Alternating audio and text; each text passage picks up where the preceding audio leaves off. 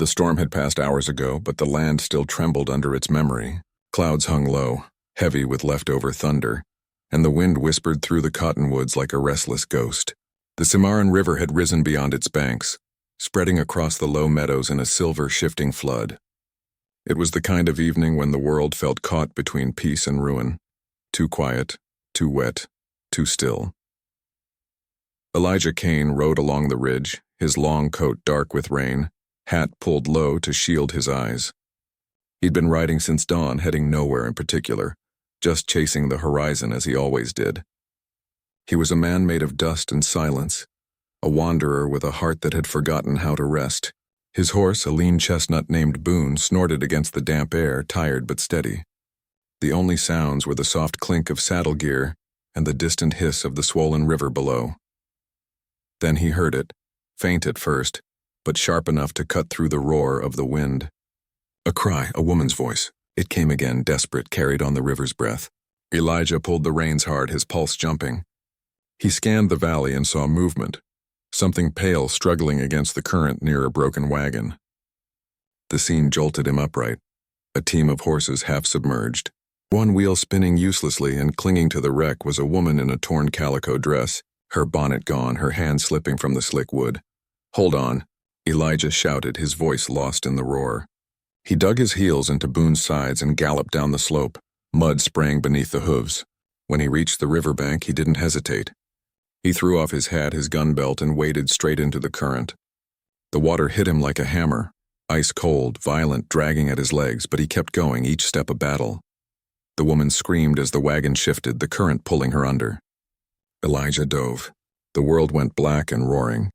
He felt debris slam against his shoulder, but his hands found fabric, her sleeve, and he pulled hard.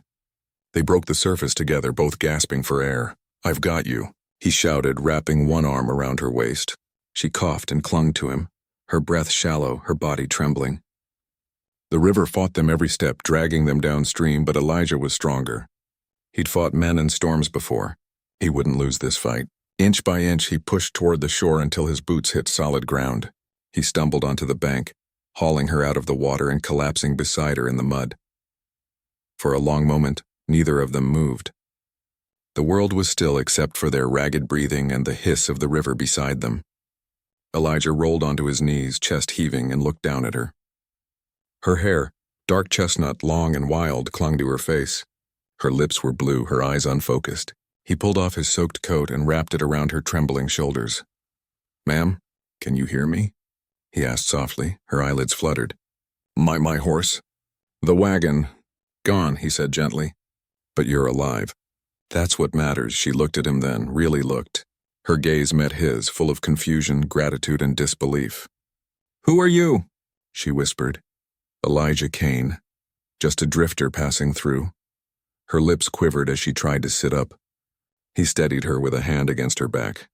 "Thank you, Elijah," she murmured. "I thought I was—" She couldn't finish. "Don't try to talk," he said. "Let's get you warm."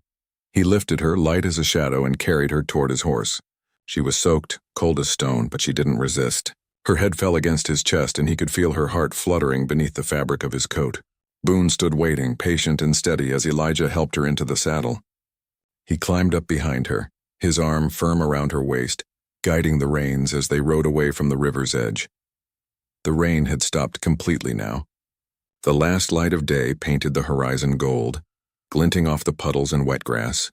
The air smelled of sage and wet earth, clean and heavy. The woman shivering eased a little as they rode, her breathing softening. Elijah could feel the rhythm of her heartbeat through his coat, fragile and real.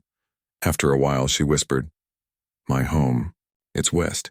A small cabin past the apple grove." He nodded. "We'll get you there." The ride was slow, the horse moving carefully through the muddy trail. The silence between them wasn't awkward. It was full, alive, charged with something unspoken. She didn't know this man who had thrown himself into a raging river for her. He didn't know her name, her past, or her pain. Yet in that strange, breathless space between dusk and dark, they shared a bond that needed no words. By the time they reached her land, the moon had risen, a pale coin over the hills. The cabin appeared through the trees, small but sturdy, its lantern still flickering in the window. Elijah helped her down, keeping one hand on her arm. Her legs trembled as they reached the porch. Inside, the cabin smelled faintly of cedar and smoke. A fire still smoldered in the hearth, but the air was cold. Elijah knelt by it, adding kindling and coaxing the flames back to life. The light warmed the small space. The rocking chair in the corner, the worn Bible on the table, the framed photograph of a man and a woman smiling stiffly in Sunday clothes. Elijah didn't ask, but he understood. When he turned back, she was sitting on the floor beside the fire, still wrapped in his coat, her damp hair catching the firelight. Her eyes found his again, full of quiet sorrow and awe. "You risked your life for me," she said softly. "You didn't even know me." Elijah took off his gloves, setting them on the hearth. "Didn't need to know you, ma'am. You were in trouble. That's enough." She smiled weakly, tears glimmering at the edge of her lashes. Most men would have ridden past. Not after dark. Not in that river. Elijah looked into the fire. "Most men ain't seen what I've seen. You save someone when you can. The world's already lost too much." The flames cracked, sending light dancing across the walls. Outside, the storm faded into the distance. The woman, alone no longer, watched the stranger who had saved her life, feeling something stirred deep within her chest, not just gratitude, but the faint, dangerous warmth of hope for Elijah. That same warmth flickered like the first spark of a long-dead fire. He hadn't come looking for company, and he'd never been one to linger. But tonight, as the widow sat before him in the firelight, trembling and alive, he knew that something inside him had shifted. He couldn't say what it was yet, but for the first time in years he didn't want to ride away at dawn. The cabin creaked softly under the wind, the old timbers sighing like tired bones. The fire had grown brighter, filling the small room with a glow that softened the hard edges of everything it touched. Outside, the land lay silent beneath the low clouds, the moonlight silvering the wet grass and the fence line that stretched toward nowhere. The storm had left behind a hush that felt almost sacred. Inside that hush, two strangers shared the same breath of warmth. Elijah sat near the fire, rubbing the chill from his hands. His coat was gone, wrapped around the woman whose life he'd just saved. She sat beside the hearth, the heavy wool still draped around her shoulders, staring into the flames as if trying to remember what it meant to feel safe. Her hair, now half dry, fell loose around her face, curling gently at the ends. She looked younger like that, softer, though the sadness in her eyes spoke of years far older than her skin.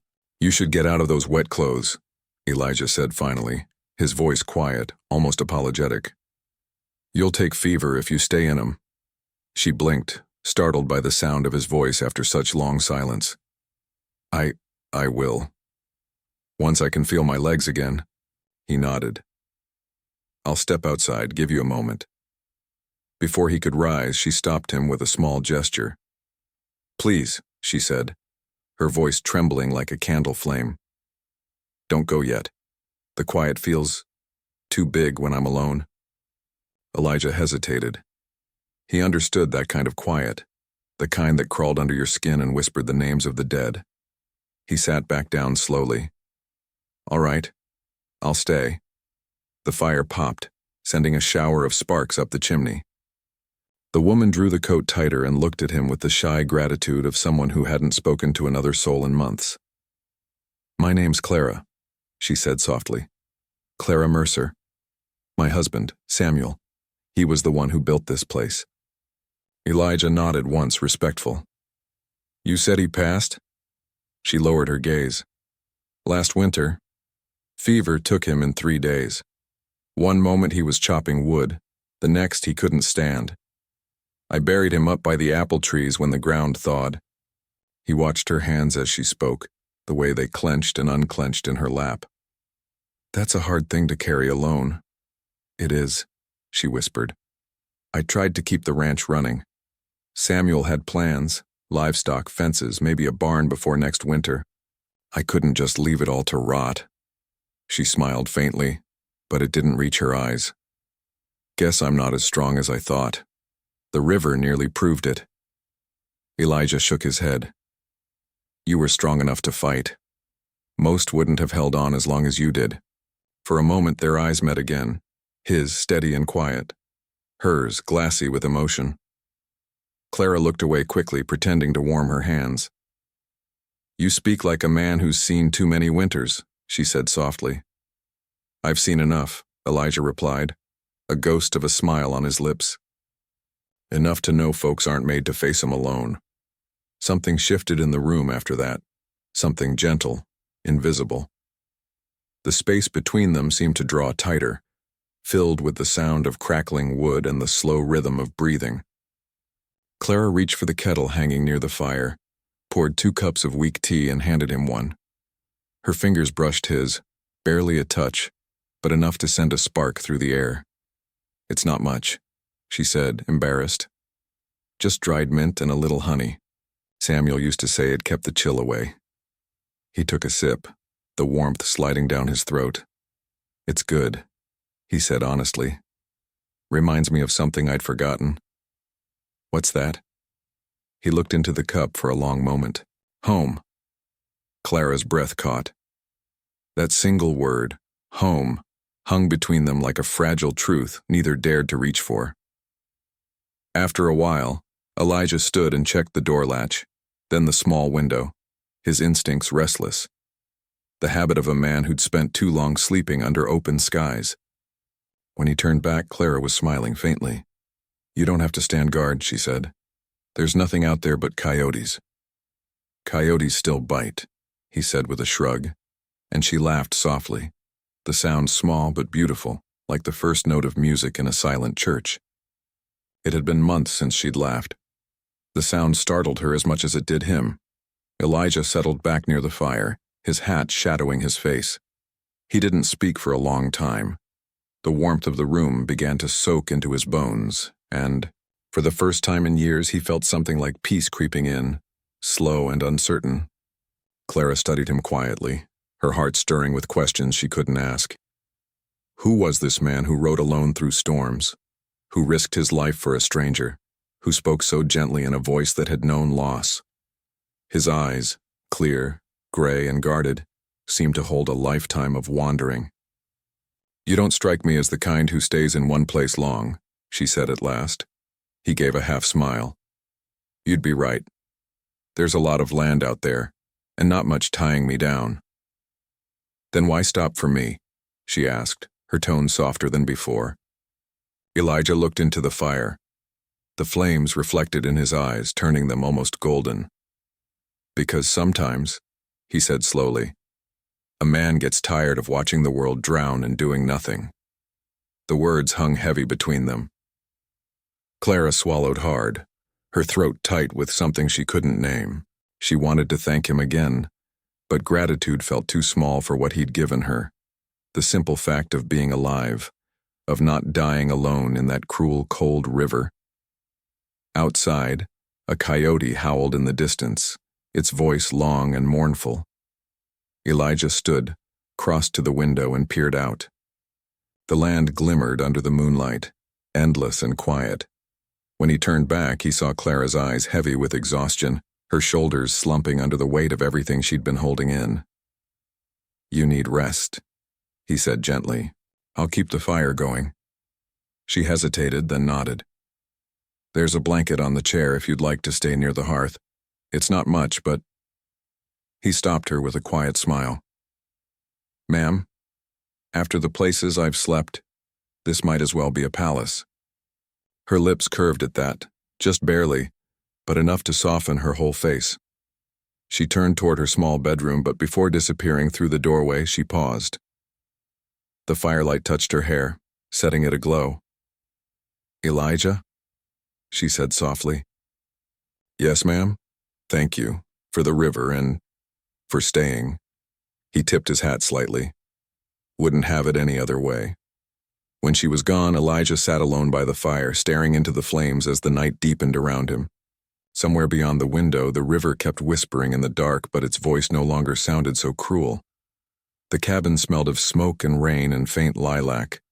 He leaned back, letting the warmth soak through him, and for the first time in years, the restless ache in his chest quieted. He didn't know what tomorrow would bring, or if he'd ride out come sunrise.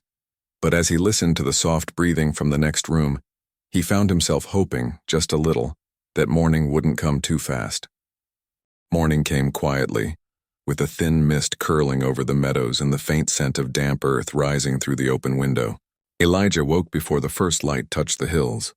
Years of life on the trail had taught him to meet the dawn before it met him.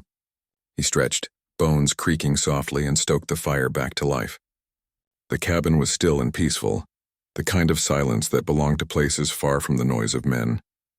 He glanced toward the small bedroom door. It stood slightly open, the sound of slow, even breathing drifting out. For a moment he just watched the light spill across the floorboards, thinking how strange it was to feel calm, truly calm, in another person's home. Then he turned away and stepped outside. The land looked washed clean after the storm. The fences were down in places, and the apple trees glistened with beads of rain. The air was sharp and cool, touched with that sweet scent that only comes after hard weather. Elijah found the tools by the shed and started working, mending the broken rail, resetting posts. His hands were steady, sure. It was good work, honest work, the kind that quieted the mind. By the time the sun rose, Clara appeared in the doorway, wrapped in a shawl, her hair loose around her shoulders. She looked fragile against the wide sky, yet there was something in the way she stood. Steady, composed, that spoke of quiet strength. "You're up early?" she called, her voice carrying softly across the yard. Elijah wiped the sweat from his brow and turned with a half smile. "Old habits. Sun's been my alarm clock for 20 years. Clara smiled faintly, tucking a strand of hair behind her ear. "You don't have to do that, you know, fixing the fence. It was broken before the storm." "Maybe so," he said, straightening one of the posts, "but no sense leaving it worse than I found it." There was no arguing with that, and she didn't try. Instead, she walked down the steps and crossed to him, her boots sinking slightly in the soft ground. She carried a small tin mug, the steam rising in the cold morning air. "Coffee," she said. "It's not much, but it's hot." Elijah took it with a nod of thanks. Their fingers brushed again, just a fleeting touch, but enough to remind them both that they weren't quite strangers anymore. They worked side by side through the morning, mending what could be mended, gathering what the river had scattered. Clara fetched tools and nails, while Elijah lifted the heavier beams and hammered them into place. Every so often their eyes met, just brief, unspoken exchanges, small smiles that didn't need words. By noon the sun broke through the clouds, painting the fields in gold. Clara had shed her shawl, her cheeks flushed from work and sunlight. She laughed softly when Boone, Elijah's horse, nudged her shoulder for attention. "He likes you," Elijah said, leaning on the fence. "Or maybe he just likes the smell of apples," she teased, offering the horse a slice from her basket. "Either way," Elijah said with a faint grin, "you've made a friend." That afternoon, they sat beneath one of the apple trees, sharing bread and dried peaches. The air was warm now, full of the hum of insects and the soft rustle of leaves. Clara looked out across her land, modest but alive, and felt, for the first time since Samuel's death, that it still had a heartbeat. "You've done a lot for someone who doesn't plan to stay," she said quietly. Elijah didn't look at her. He turned the piece of bread in his hands, thinking, sometimes a man doesn't know he's staying until the day he's meant to ride off.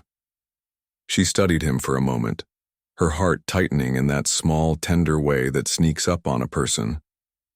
He wasn't like other men she'd known, not loud, not proud. He carried silence like a companion, and somehow that made her feel seen. The days that followed slid into a rhythm, simple, steady, almost peaceful. Elijah helped her repair the roof, chop firewood, haul water from the creek. Clara cooked and mended and tended the small garden that clung to life beside the porch. At night, they'd share supper by the fire. Sometimes they spoke about weather, cattle, old memories, but often they didn't. The silence between them was never empty. It was a kind of understanding, a quiet that spoke louder than words. One evening after the sun had set behind the hills, Elijah was sitting on the porch steps, whittling a piece of wood. The sky above them burned orange and violet, fading into stars. Clara stepped outside carrying 2 cups of tea. She handed him one, then sat beside him, close enough that their shoulders almost touched. "You ever miss it?" she asked after a long silence. "Miss what?" "The road. The moving. The freedom. Elijah tilted his head, watching a hawk circle in the dying light. Sometimes, he said, but it's not freedom if you've got nowhere worth going. Clara's breath caught softly in her throat. She wanted to tell him that he could stay, that this little patch of earth could be somewhere worth going. But the words stayed locked behind her ribs. Instead, she said, Samuel used to say something like that. He said land only means something if your heart's in it. Elijah nodded, his jaw tightening slightly. Sounds like a man who knew what mattered. He did, she said, her eyes soft. He'd have liked you. Elijah looked at her then, really looked. The way her hair caught the starlight, the small crease that formed when she smiled, the quiet strength in her voice. He didn't say anything. He didn't need to. The wind stirred gently through the apple trees. Somewhere far off, a coyote called, its cry long and lonesome fading into the hills. The two of them sat in silence, the distance between them shrinking. The air warm with the kind of peace that only comes when two wounded souls begin to heal in each other's company. As the stars deepened and the night folded around them, Elijah realized he hadn't thought of leaving once that day. Not once, and Clara, watching him out of the corner of her eye, seeing the faint curve of a smile touch his lips, realized something too. She was no longer afraid of the silence because he was in it. The storm came hard that night, rolling in from the mountains like an army of thunderheads marching toward the valley. The sky split with light, painting the plains in flashes of silver, and the old cottonwoods by the house bent low against the wind. Rain pelted the roof in wild rhythm, loud enough to drown out the whisper of their own hearts. Inside, the widow's small cabin glowed dimly from the fire, its light trembling across the log walls, catching in her hair and the worn leather of the cowboy's coat that hung to dry near the hearth. He'd come by earlier than usual, concerned about the black clouds piling in the distance. River'll rise tonight, he'd said, tightening the fence rail before the wind picked up. Best I stick around till it passes. She hadn't argued. There was something steady about his voice, something that settled the air in her chest. Now, hours later, they sat across from each other at the small wooden table, steam rising from 2 tin cups of coffee gone half cold, neither saying much, just listening to the world rage outside.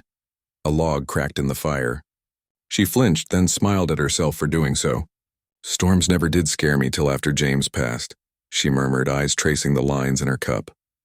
He always said thunder was the sound of angels rolling barrels down heaven's hill. The cowboy chuckled softly, his rough hands folded in front of him. That's a mighty fine picture. Guess heaven gets noisy come spring. His voice had that warmth again, the kind that filled a room the way sunlight did, slow and unassuming. She looked at him then, really looked. The firelight caught his face in half shadow, his eyes tired but kind. A deep calm lived behind them, the kind that came only from men who'd known both war and peace and chosen the latter. He met her gaze, not with boldness, but with something gentler, something that saw her pain and didn't turn away. Lightning flashed outside. The wind howled through the cracks. She got up to fasten the shutters, but one swung open and the rain lashed across her arm. Before she could close it, he was there, his hand over hers, firm but careful, the scent of rain and leather filling the small space between them. Together they pushed it shut. For a second after, neither moved. The sound of their breathing filled the silence. When they finally stepped back, her heart was beating far too fast. She could feel it against her ribs like a wild drum. She tried to laugh it off, but the sound came out trembling. Reckon the storm's not the only thing making a fuss tonight, she said, half under her breath. He didn't answer, only looked down at his hand, still half damp from the rain, and flexed it like he'd just realized it had been holding something precious. Then he spoke low, almost apologetic. Didn't mean to startle you, ma'am. You didn't. Her voice was softer now. It's just been a long while since anyone stood that close. The words slipped out before she could stop them. They hung there in the warm air, fragile as a secret. His eyes flicked to hers, and in them she saw understanding. Not pity, not surprise, just quiet knowing. Another crash of thunder shook the cabin. The window rattled and the lamp's flame wavered. He crossed the room and checked the latch again. Might be a rough night, he said. Could flood down near the pasture. She swallowed hard, fingers twisting in her apron. You'll stay then? He hesitated, not because he wanted to leave, but because he didn't trust what his heart might say if he stayed. If you need me to, he finally said. She looked down, her voice barely above a whisper. "I do." Those two words changed the air. The wind outside no longer sounded wild. It sounded distant, like the world beyond the cabin had fallen away. He nodded once and sat back by the fire, staring into the flames. She joined him, folding her hands in her lap. And for a long time they simply listened, to the rain, to the crackle of wood, to the soft rhythm of two people breathing in unison. When lightning struck close enough to shake the ground, she flinched again, then reached out without thinking. Her hand brushed his arm, and he didn't move away. He turned his palm up instead, letting her fingers rest against it. Her eyes glistened. "Please," she whispered, the storm reflected in her gaze. "Don't go."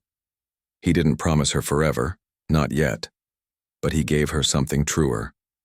He gave her the steady silence of a man who meant every choice he made. He tightened his hand around hers, gentle and sure. "I ain't going anywhere tonight," he said softly. They stayed like that for what felt like hours, just the fire, the rain, and the hum of something tender growing between them. When she finally leaned her head against his shoulder, he didn't pull away. Outside, the thunder rolled farther into the hills, and the world began to quiet. For the first time since the river took her fear that day, she felt safe, not because the storm had passed, but because she'd found someone willing to face it beside her. Dawn came softly, like a secret being told to the earth. The storm had passed in the night, leaving behind a silence so pure that even the birds seemed to wait before singing. Mist hung low over the valley, silver threads of it weaving through the cottonwoods. The widow's small cabin sat calm beneath the pale sky, smoke curling from its chimney in thin ribbons that rose straight and sure. Inside, the fire had dwindled to embers, warm and glowing. She stirred awake in the old rocking chair by the hearth. A blanket slipped around her shoulders. For a long moment she didn't know where she was, only that she felt warm, safe. Then she saw him sitting across from her, elbows resting on his knees, hat in his hands. He was watching the last of the firelight fade, his expression quiet, thoughtful. "You didn't sleep," she said softly, her voice still rough from dreams. He lifted his eyes and smiled faintly. "Didn't need to. Figured I'd keep watch, make sure the roof held through the night." Her heart ached at the simple kindness in that. "And did it?" He nodded. "Ain't a drop through. You built this place strong." She looked around at the walls, the same ones her husband had raised, the same boards she'd sanded smooth herself when she thought she'd be growing old alone inside them. But now, in the quiet morning light, they didn't feel like the edges of her loneliness anymore. They felt like shelter again. He stood and moved to the window, pushing it open. The scent of wet earth drifted in, rich and alive. Sunlight caught in his hair, turning it to gold for a heartbeat. She watched him as he breathed in that morning air, and in that simple motion she saw everything she hadn't dared to hope for. Steadiness, kindness, life after grief. "Looks like the river's settled," he said. "Cattle'll be thirsty soon as the sun climbs." "I can help," she answered. He turned, half grinning. "Reckon you could." There was a spark in his tone. Not teasing, not quite flirting, but warm enough to touch something deep inside her. She smiled back, the first real, easy smile she'd given anyone in years. They stepped outside together. The ground was damp beneath their boots, puddles reflecting the awakening sky. All around, the land glistened like it had been washed clean. The fences still stood, the barn still stood, and so did they, two souls the storm hadn't managed to break. He walked ahead toward the corral, checking the posts, and she followed, wrapping her shawl tighter. The air was cool, but it carried the promise of warmth. The sun climbed a little higher, spilling light across his shoulders, across the fields, across the world that felt new again. When he turned back, she was standing still, looking out over her land. "Funny thing," she said quietly. "Every time it stormed before, I'd pray it would stop. Last night I didn't, not once." He stepped closer. "Why's that?" Her eyes shimmered in the morning light. "Because for the first time I wasn't afraid of being alone when it ended." He didn't speak right away. The wind carried the faint smell of wild sage, the sound of the river's slow return to calm. When he finally answered, his voice was low, steady, like the earth itself was speaking through him. "You ain't alone, ma'am." She looked up at him, searching his face. In that silence, everything they hadn't said the night before began to bloom, like wildflowers after rain. The air between them was still, yet full of meaning. He took a step closer. You said you wanted me to stay. I did. Does that still stand come morning? She hesitated only long enough to catch her breath. Then she nodded, small and certain. Yes. Something shifted in his expression then, a weight lifting, a man finding peace after a long ride. He reached for her hand, rough against soft, and she didn't pull away. Their fingers fit together like they'd been meant to long before they'd ever met. They stood there for a while, hand in hand, watching the mist rise off the fields. No promises were spoken, not yet. But in the quiet of that morning, surrounded by the endless sky, the promise was already made. Finally, he said, "There's fences to mend, and a roof might need patchin'. I could stay a spell, help with the work." She smiled, eyes bright with something more than gratitude. "Then I'll fix you breakfast first. Can't have a man mendin' fences on an empty stomach." He grinned, an honest, boyish grin that she hadn't seen on him before. "That sounds fair." As they walked back toward the cabin side by side, the world seemed to open up around them. The light grew stronger, turning the dew to diamonds on the grass. Somewhere far off, a meadowlark began to sing. The day felt like a beginning, not an end. Inside, the warmth of the fire still lingered. She poured water into a pan, humming softly, the sound mixing with the crackle of the stove. He set his hat on the peg by the door, as if it had found its rightful place. He looked around at the room, the walls, the fire, the woman moving gracefully through the morning, and felt something settle in his chest that he hadn't known he was missing. Peace. When she turned, he was still watching her. She laughed, shy but not embarrassed. "What?" He shook his head. "Nothing. Just looks like the storm brought something good after all." Her eyes met his, and for the first time she let herself hold that gaze. "It did," she said simply. And in that quiet cabin with the dawn spreading across the plains, two hearts that had been lost to sorrow found their way home again.